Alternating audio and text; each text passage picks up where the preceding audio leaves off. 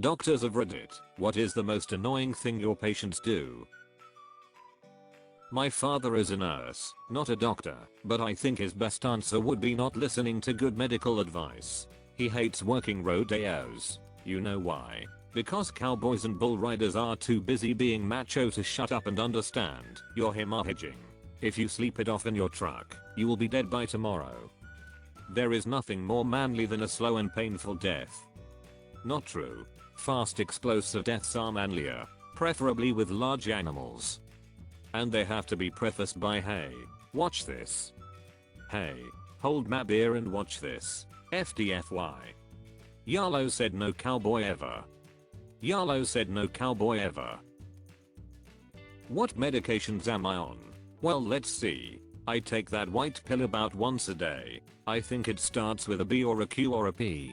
Then there's the yellow pill. I don't know what that does, but it's real tiny, so it must not count. I'm on the blood thinners of course, and I started taking aspirin on my own for my headaches. And when that doesn't work I just take like 6 Tylenols with a glass of gin to wash it down. It really makes them work faster. There's a tip for Yap document. This is why I bring a copy of my brother's med list anytime I have to go to the hospital with them. They always love it. Don't just take a med list. If you want to be a real hero, take a full history and physical and either print it out or put it on a flash drive on his keychain. It's amazing that when asked, have you had any surgeries, people forget they had a knee replacement or open heart surgery. Particularly in an emergency, or if your brother is incapacitated. Detailed information including name of surgeon and facility where such things took place make things very easy, and it comes in handy wherever you see a new doctor. I will make a timeline, dates, docs, and facilities. Anything else? Thanks for the tip. My missus is a nurse. She can't think of just one. When patients say they don't have allergies, when they do, when they buzz to have her fetch them a glass of water that is closer than the buzzer, demand their extended family come to their public room for their day procedure, give the doctor different information to what they gave her, as if to make her look like a liar idiot, ignore instructions, to lay down in the hopes of preventing hemorrhaging after an angiogram, instead deciding to get up and leave to go, have a smoke without telling anyone, complain about hunger while she is responding to a code in the same room, and here's a new one from today, leave their severed digits laying around on the bedside table without telling anyone they even have it with them. She carries on like a pork chop, but she loves nursing almost as much as she loves bitching. She's still going. I said I'd do one more shit the bed right after she's changed the sheets. Med student, but when you try to get their medical history and they start with how they twisted their ankle in 1940. If house has taught me anything, that twisted ankle is important. It could lead to not lupus. Don't forget the extra complication of not sarcoidosis. Exactly, it simply has to be why they suffer from dementia. It's the only logical explanation. They twisted their ankle, causing a microfracture that never healed properly. Now, 80 years later, the bone is starting to decay, which threw a clot, which screwed up the kidneys, which is why we thought he had an autoimmune issue, which then started exploding with the spider eggs which he got from eating bad sushi, and were encouraged to hatch by the increased pH from the jaundice, which made us think he was just having tarantula problems, which he was, but only as a side effect. We'll fix it by a single injection, after which the patient will miraculously feel fine in like 30 seconds, and probably gain spider powers or something, I dunno. But what if it's lupus? A quick survey. Here are the top 3 I found. 1. People who don't get immunized, really adamant about that one. 2. Non-compliant behavior, for instance people who don't finish pills, take their medications incorrectly, or simply mess with or ignore treatments. 3. Risk takers, from the people who forego a condom to people falling off their roof. Just got one from a pharmacist. 1. People constantly lying trying to get painkillers, including veiled and unveiled threats. People falling off their roof, yes it was stupid, but it wasn't intentional, and multiple fractures in the pelvis have kept me off the roof since. What do you mean by veiled and unveiled threats? If someone is openly threatening a pharmacist to make them pass out pain pills, shouldn't the police be called? I'm confused. Edit. Wow, I had no idea. I'm really sorry some people have to deal with that on a daily basis. People who don't immunize their children. I don't care if you think that mumps will make your little sunflower stronger. The truth is that vaccines work best by herd immunity. Herd immunity is the process in which people who can't be vaccinated or who were, but the vaccine didn't work for whatever reason are protected, because the disease cannot spread as the majority of the population is immune anyway. If you don't vaccinate your little Jimmy, because that TV personality told you that vaccines are bad in spite of all the science saying otherwise, you may just kill little Bobby who unfortunately wasn't immune, even though he got the shot. I'm not even a doctor and this pisses me off to no end. Stupid Jenny McCarthy. The people who don't immunize their children should serve jail time for the diseases their kids give to kids who are too young to be immunized. I love the idiot parents who assume that a vapid porn star has more medical knowledge than a pediatrician. Mind-boggling. The hilarious thing is how many of these same people would very much be anti-Jenny about the whole porn thing. It hurts my brain. I think we can safely conclude from this experiment that there are no doctors on Reddit. Just as well, when I stop to think about it. My mom is a nurse and my wife is a doctor. I work as a medtech. I'm a REM too, but I know a doctor and he says.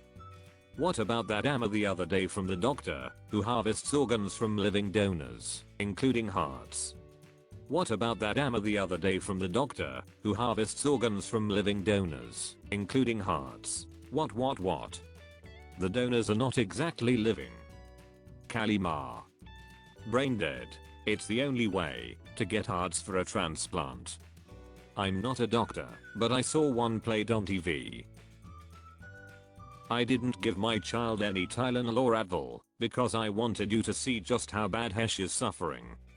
I used to get really bad ear infections as a kid. My mama Pedzaren brought me to the ER during one cracking good one, but not before having given me some ibuprofen for the pain. The combination of fatigue and pain medication made me super groovy. When the doc asked me how I was, I felt fine in that moment, so I said I was fine. Doc released me with a script for Dimetap and everything was grand until I passed out in the lobby. That was a bad doctor, not bad parenting. Hesh should have asked if you were on any medication.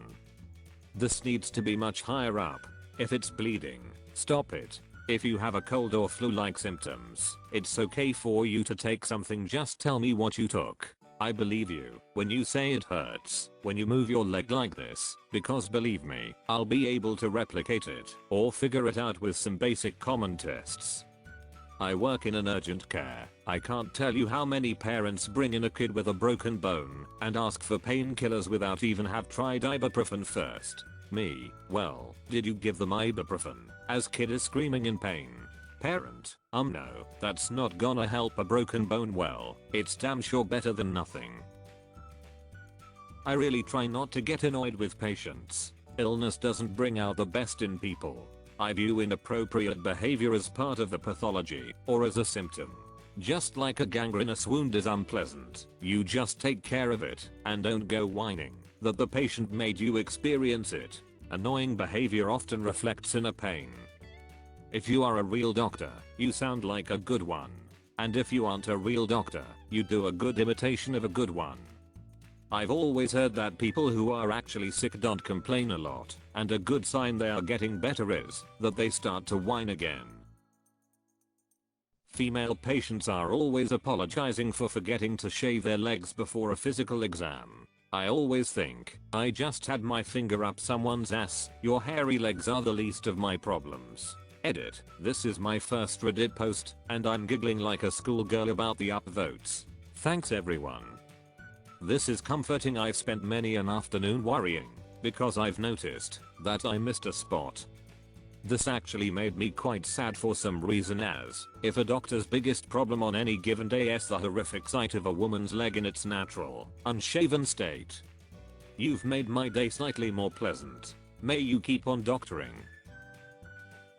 Aggressiveness. No one wants to be in hospital, but if you are going to bitch and moan about everything, the entire clinical team is going to give you the bare basics they have to ensure your health.